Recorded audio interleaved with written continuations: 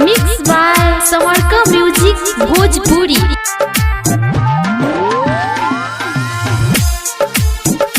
Mix by Samarka music Bhojpuri.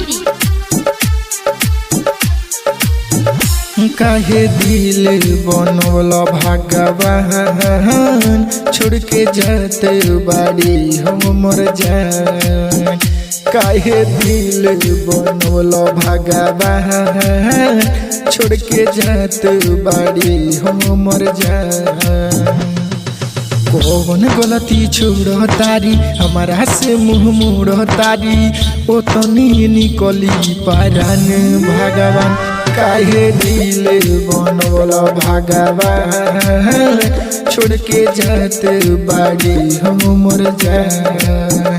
काहे दिल बनवला भगवान, छोड़ के जाते बाड़ी हमर जान। Music by DJ Umesh, Shukipur Bazar. Samarka music Bhojpuri.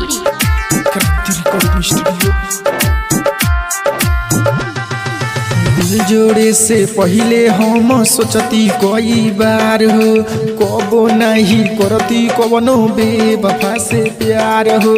हे भगवान, दिल जोड़े से पहले हम सोचती कई बार हो, कबो नहीं करती कवनो बेवफा से प्यार हो। झूठो के तो क्रिया कैली, सातो जन्म रहे के कहली, नईखी तो निकली पारान भगवान। काहे दिल बनवला भगवान, छोड़ के जाते बाड़ी हमर जान।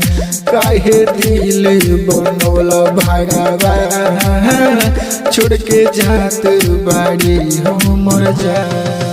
Music by DJ Umesh, Shukipur बाजार।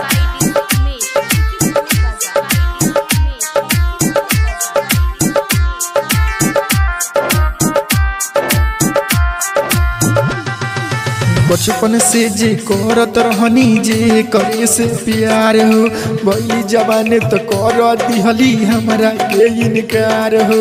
हे भगवान सुनो, बचपन से जे करत रहनी, जे करे से प्यार हो, भइली जवान तो कर दिहली हमरा के इनकार हो।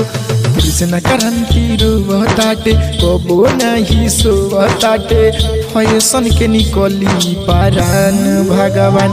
काहे दिल बनवला भगवान, छोड़ के जाते बाड़ी हमर जान। काहे दिल बनवला भगवान, छोड़ के जाते बाड़ी हमर जान। भगवान बताओ ना।